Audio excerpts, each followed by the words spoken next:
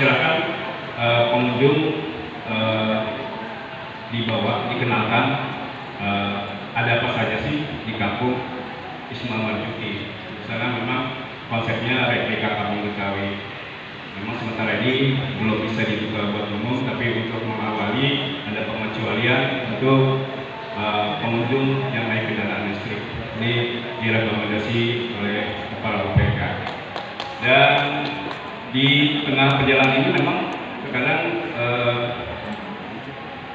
karena jalan ya Pak ya, mohon maaf ini instansi terkait, karena ini kendaraan berbasis listrik, ini masih banyak jalan yang berlubang.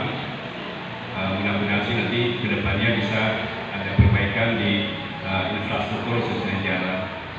Dan manfaat selanjutnya dengan adanya wahana baru di kendaraan listrik ini sudah bisa menyerap tenaga kerja Pak.